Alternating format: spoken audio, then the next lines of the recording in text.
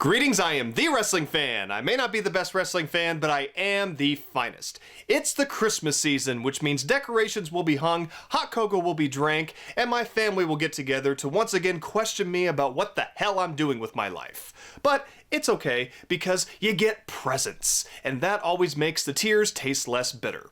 Although, in my past, Christmas hasn't exactly been my most wonderful time of the year.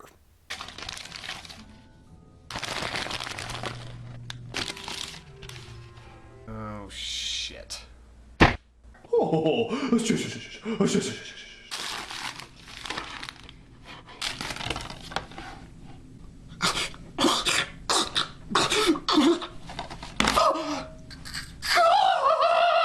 Yeah, Santa and I had a rivalry as deep-seated in hatred as Magnum TA and Tully Blanchard, although ours had a much more violent ending.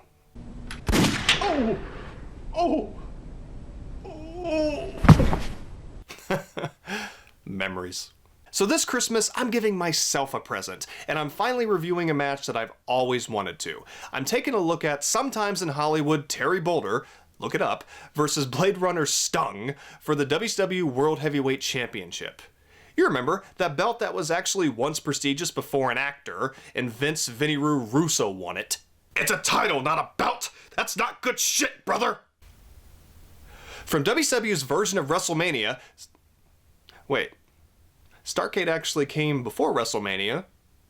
So technically, WrestleMania is WWE's version of Starrcade. 1997. Yes, the most famous main event in the history of WCW has become infamous because of how badly it was booked. To be blunt, which I never am, they completely fee-fi-fo-whacked it up, and a phenomenal year-long build ended with confusion instead of satisfaction. So let's watch what should have been the highest point in WCW's existence, and why it ended up being the lowest point to ever be lowered in the history of lowering, but certainly not the bottom of WCW's barrel. Mystery over. I am the WCW champion. Okay, quick side note here. One day, I'm going to become a waiter, and I'm going to find out where Vince Russo's favorite restaurant is, and I'm going to get a job there, and I'm going to patiently wait for him to come in one night and order his favorite dish. And then back in the kitchen, I'm going to huck a monster loogie into it, serve it to him, look him straight in his little stupid fucking eyes, say, "Hope you enjoy, bro," and then walk away with a bigger smile on my face than Vince McMahon has when he has the idea to call up more talent from the NXT roster so he completely bury them and continue to ruin his fucking company. That's a low blow, fan. That's not good shit, brother. Yeah, well, neither is your current sports entertainment product. So anyway, let's travel back to Starrcade 1997. So since it's the main event, Michael Buffer's out, and wait! The failings of this main event debacle actually began a few months earlier on the August 4th, 1997 episode of Monday Nitro. In the main event of that show, Hollywood Hulk Hogan defended the WCW World Heavyweight Championship against Lex Luger. And Lex Luger won. Why? Look, the match was fine. It's the same match heel Hogan had with practically everyone. Yeah, it was fun. The crowd went insane, and it's a classic Nitro moment. I have nothing against the former narcissist, and it was awesome to have the New World Order finally get some comeuppance. But wasn't that what was supposed to happen in the Sting Hogan main event at Starrcade? In my not-so-humble opinion, having someone beat Hogan, and beat him clean, by the way, before Starrcade made it enormously less special. Sting was supposed to be the one guy who could take the WCW title from the evil clutches of the dastardly Hogan and embarrass the NWO after they had defeated every other babyface in WCW's arsenal. Yeah, spoilers, Sting did it too in the Starrcade main event, but Lex Luger did it first. So why the hell should I care if Sting did it? Plus, at that point, Hogan was a week away from holding the title for a year. He won it at Hog Wild 1996 and would win it back at Hog Wild 97. Why? The pay-per-views were selling no matter how bleh they could sometimes be, and you didn't need to do this to build up the Luger-Hogan match. Sting beating an undefeated Hogan for the world title at the biggest pay-per-view of the year would have been so much more satisfying and cathartic for the fans. Luger winning, I'm sure, was a last-minute decision by Eric Bischoff because it would be so cool and add to Nitro's reputation of unpredictability. And yeah, it did that. Whoopee. But it also weakened what was supposed to be the biggest main event in the company's history, because Eazy-E could never think of the big picture. And don't try to tell me that Sting Hogan wasn't a sure thing yet, because it was. Big time. What a stupid ass minor league dumb fuck decision! I hate it! I hate it!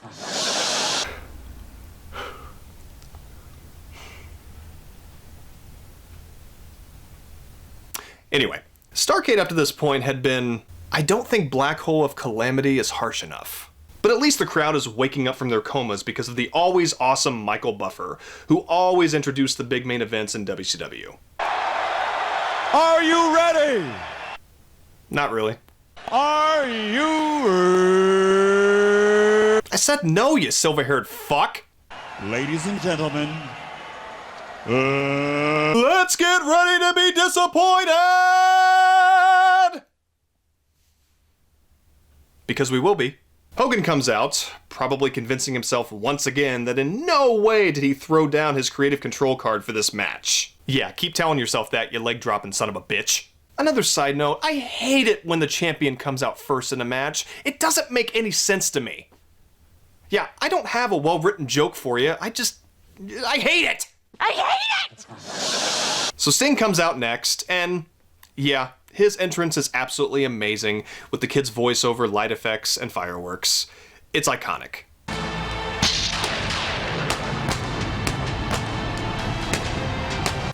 The hell was that? Was that supposed to get the crowd pumped up?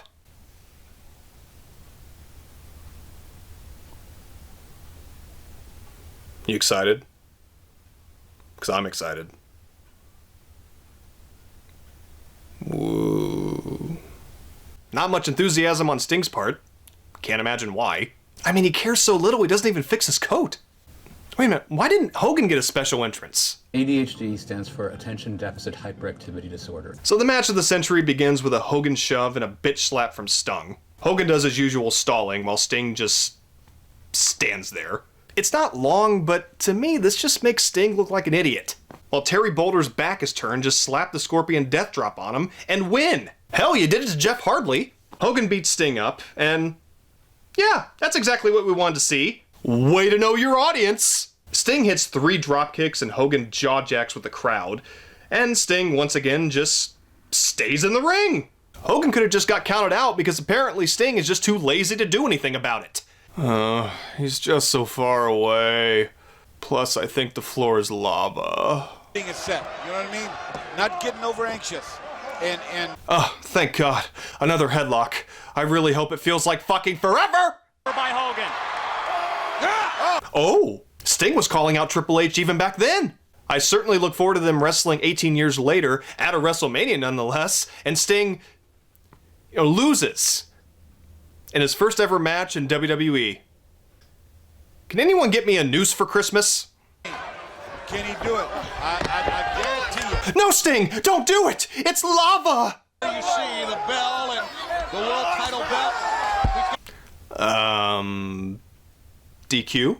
15 months, Hogan uses it and now sends him shoulder first. Okay, Nick Patrick, can you please stop distracting me with that beautiful mullet? Hello, ladies. Stop! I'm already in a relationship. From Hogan, knocking the face paint off the Sting. That's nothing new for Hogan really sold the shit out of that, didn't he? into the safety ring. Here he comes. So this is WCW Savior, huh? Right there. Yeah. As Sting went down in the heat, he got Hogan rolling back in the ring right here. Good call. As a heel, why would Hogan break the goddamn count? Logic does sometimes exist in pro wrestling, you know. Sting gets beaten down even more, which once again is exactly what everyone wanted to see after building him up for a year. Wow, I haven't seen a decision that well decision since Daniel Bryan was eliminated 10 minutes into the 2015 Royal Rumble match. Decisions. Why make the correct one? Hogan hits the boot of doom, panders to the crowd for fucking forever, and hits the leg drop of doom. Okay, surely Sting will kick out. 1, 2, 3. Or not. Yeah, Hogan just beat Sting clean. Clean! Don't worry, I'll come back to it. Let's just keep watching. The crowd is completely shocked and silent as guest referee Bret Hart says, It's not gonna happen again. referring to what happened to him in Montreal just a few weeks earlier. But wait a minute. Referee Nick Patrick counted normal. So where's the controversy, Brett? You better not have messed up his beautiful mullet. Certainly doesn't seem to agree. You think you can win clean and just leave? Not on my watch. So the match is restarted for reasons, and Sting hits 2 Stinger splashes, and only 2 members of the NWO come out to help. Really? That's it? And the 2 that came out aren't even B NWO players. That's all you got? I mean, look at how Sting takes him out. Sting nails him. Down. Good job, guys. Some help. Sting gets Hogan in the Scorpion Deathlock, points at Bret Hart, which I actually like a lot. Or maybe he was pointing at a beer vendor in the crowd because I'm sure he needed 1 or 12.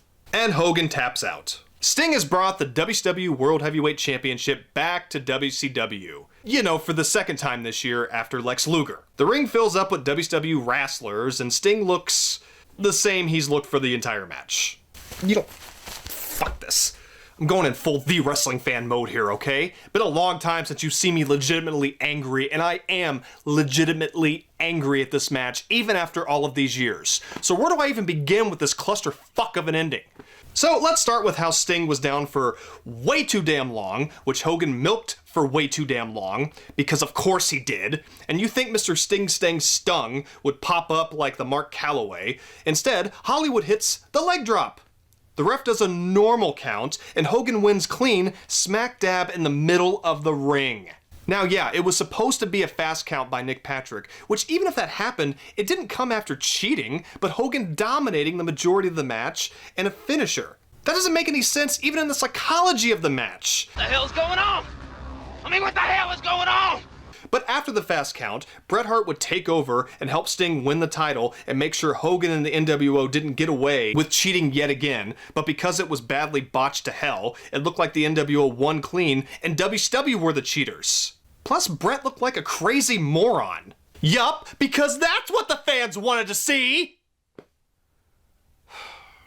Okay, if you'll indulge me for a minute or two, which I'm sure you will because you've watched up to this point, let's play Armchair Booker and see how this match could have gone, should have gone, and been much more satisfying for its fans. First, that Luger match shouldn't have happened. At least not with him winning. Hogan and Sting is built the exact same way. At Starrcade, the entrances happen with Hogan coming out second, and even though the match wasn't even 12 minutes, it shouldn't have even gone that long. Sting should have dominated from the get-go, but Hogan keeps cheating, and the NWO interferes constantly. It leads to Sting getting beaten down, Hogan hits the boot and leg drop of doom, but Sting kicks out at 1. The crowd goes absolutely apples. Hogan is terrified so much that he starts losing even more of his hair. Sting hits the Scorpion Death Drop, but the ref refuses to count. Hogan with a low blow, boot, leg drop. Then the fast count actually happens. And then Bret Hart does his thing. Bischoff comes down to yell at Bret, saying something like, "This isn't what I signed you for," and gets knocked the fuck out by Bret. Sting and Bret fight off members of the NWO. The match is restarted, then Sting slaps on the Scorpion Deathlock on Hogan, and we get the same ending we got with Sting winning. Sting is correctly crowned the top babyface and WCW World Champion. I mean, wouldn't that have been better? Isn't that what should have happened? Or at least, wouldn't that have been better? Hell, you know what? They should have just used the format they had for the Luger-Hogan match from that episode of Nitro. Go watch that, seriously, and then put Sting in Luger's place. What happened in that match should have happened in the main event of Starrcade. And if you never would have had the Luger match, which you shouldn't have, at least not with him winning, you could have used it for Starrcade. Okay, so what happened to make this match such an abortion-y mess? Well, there's so many stories from Hogan and Bischoff, and Sting still seems as confused as the fans as to what happened. I guess Hogan and Bischoff didn't appreciate Sting's demeanor that day, and he wasn't in good ring or physical shape. I mean, he hadn't wrestled for a year. You both knew that. Anyway, they decided to do the match the way that it happened. Bischoff said it was his call, not Hogan's. That's bullshit. I don't care what Bitchoff says. Hogan saw an opportunity to play his creative control card and look great and make Stung look like crap because he didn't want anyone to get bigger than him in WCW. Yeah, he'd lose, but since he was losing, he should just dominate most of the match. That's what happened, because Hogan's Hogan and Bitchoff didn't want to say no. And look, let's say they were right, and Sting wasn't where he should have been that night. You still do what's right for business and what's right for your fans. Then you figure it out afterward if a new direction needs to be taken. You don't fuck over your audience because of creative control politics or any other bullshit that helped ruin and destroy WCW. I mean, look, I know it's 23 years later, but this still really pisses me off because everybody on the planet saw how this match should have gone. Even aliens on other distant planets, if they had cable or satellite or whatever, could have seen how this match should have gone. Okay, I think my hate well has finally run dry for this disastrous, debilitating dark stain on wrestling's underwear debacle of a dumpster fire. Okay, now the well's run dry. I have been wanting to exorcise a demon for years now, decades even.